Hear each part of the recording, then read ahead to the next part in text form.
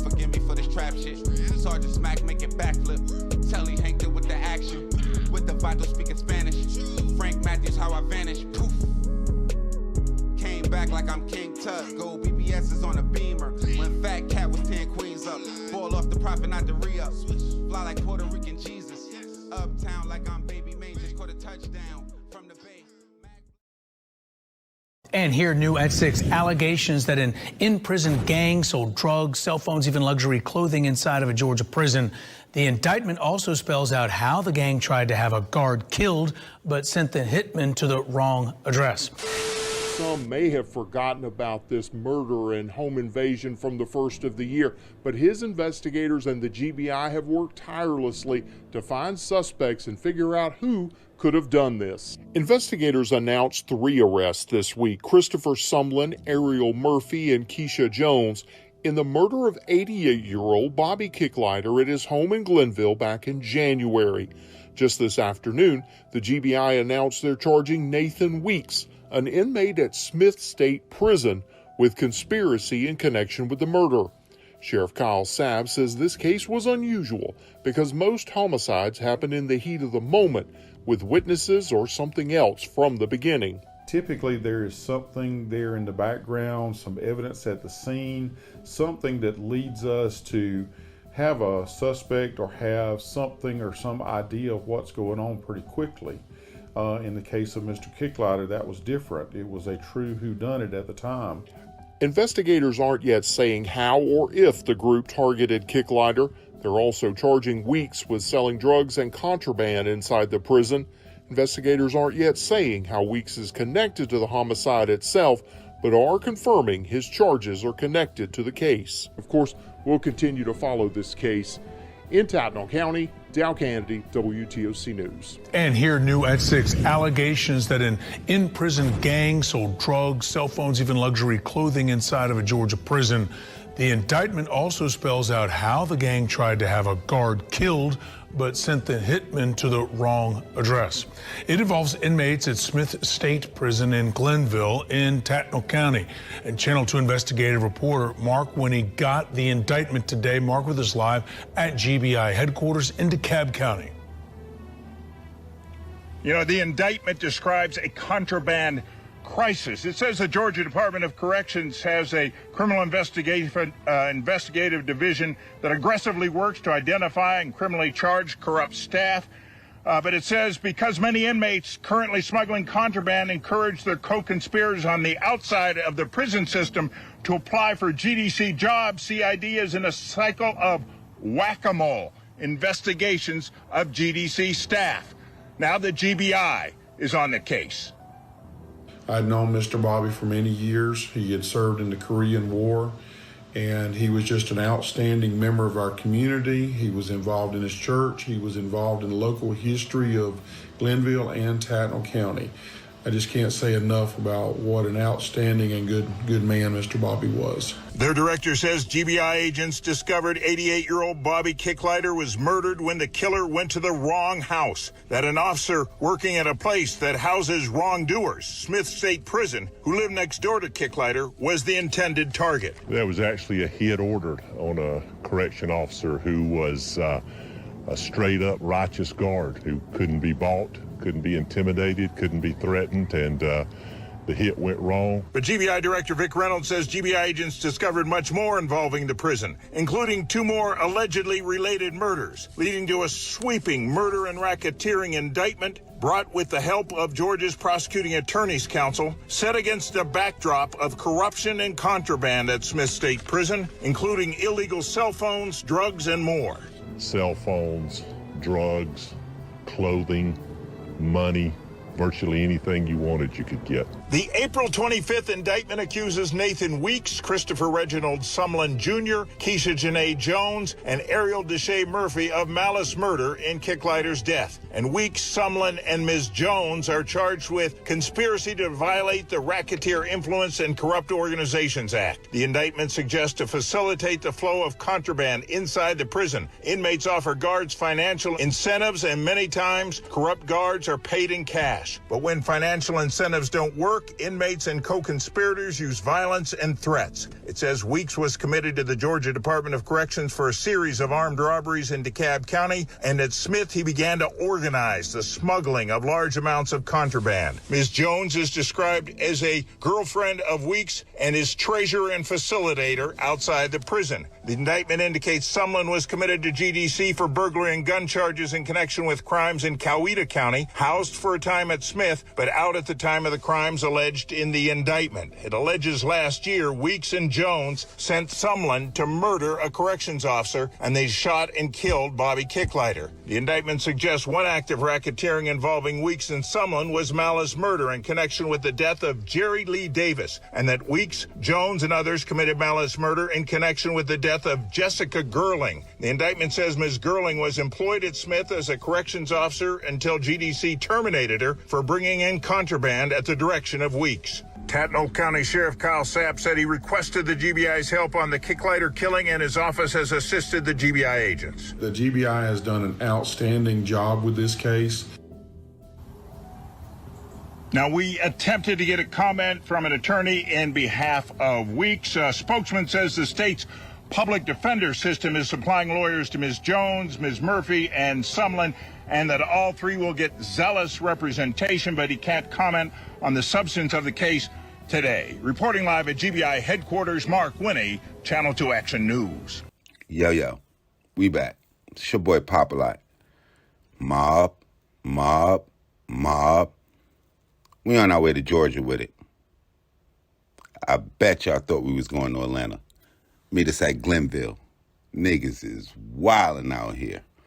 Now, today we are going to be covering a gentleman, but it would be virtually impossible to tell a story without mentioning Christopher Sumlin, Keisha Jones, and Ariel Murphy, who is probably one of the most important people in this case.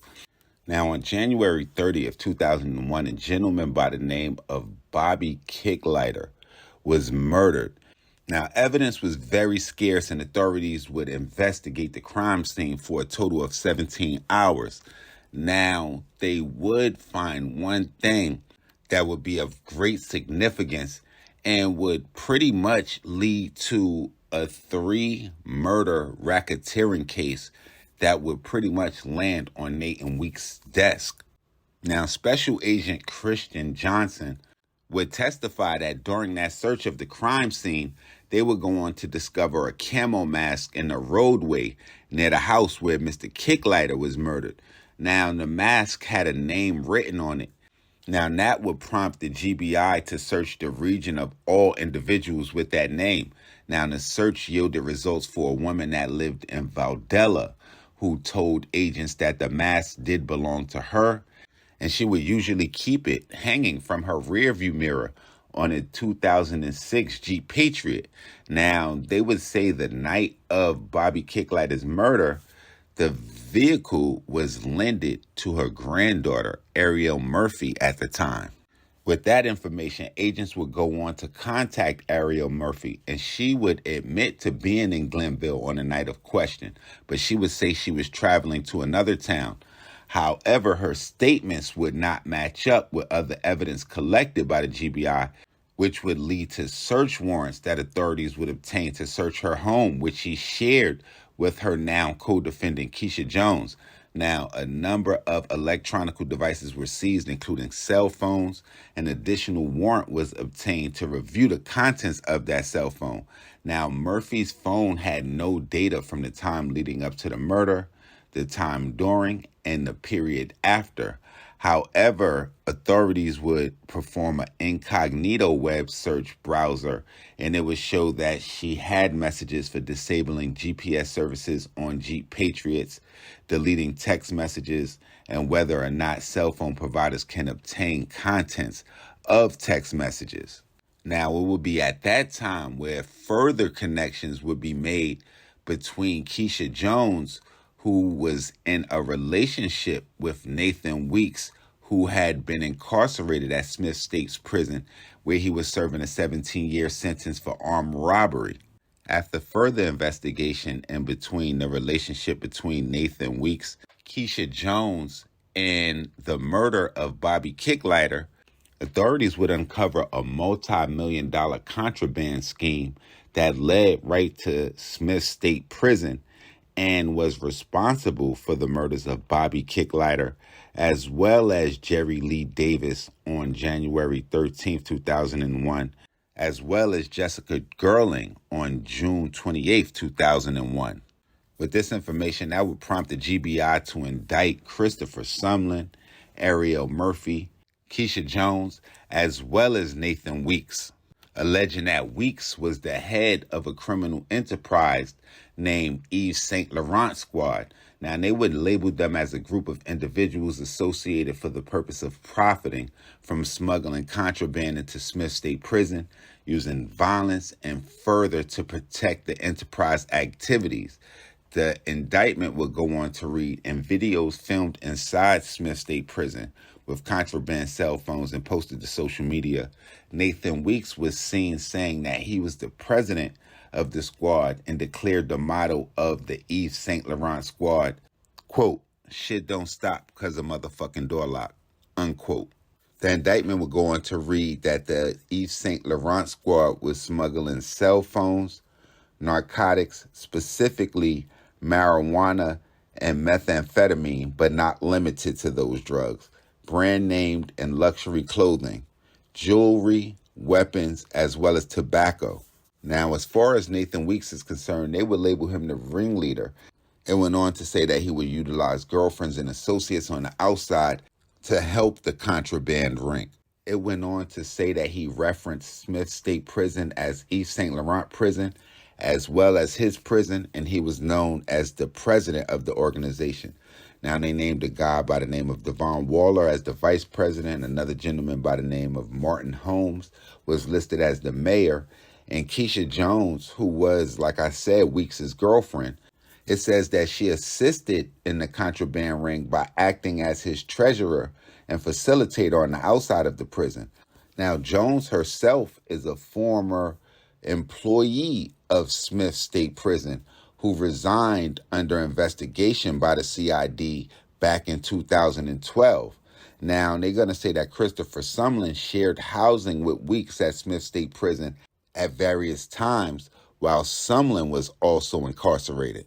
Now, in a kicker, one of the victims that the gang is charged of murdering, Jessica Gatling, who they also referenced as the Queen, the Star, as well as the First Lady, was also employed by GDC at Smith State Prison at one time.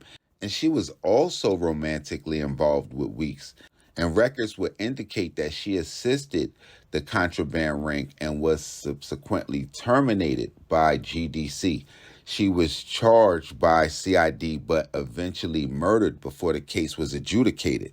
So with this mountain of evidence, it's not really looking good for Nathan Weeks because he was already serving a 17-year sentence. Now he's fighting a RICO case. But like Nathan Weeks said, niggas getting money behind bars. Them walls don't stop nothing. But y'all know what it is with me. Y'all make sure y'all follow me on Instagram, Twitter, POP_A_LOT. Y'all hit the subscribe right under this video so y'all know when this real trill spill shit is dropping. Y'all get in the comment box below. Let me know what cities we haven't been to, what gangsters we missed, what we got wrong, where we need to head to next. And y'all get at me however y'all see fit. Call me, text me, tweet me, CC me, mention me, at me, tag me. However y'all want to do it. It's your boy Popalot. Mobb, Mobb, Mobb.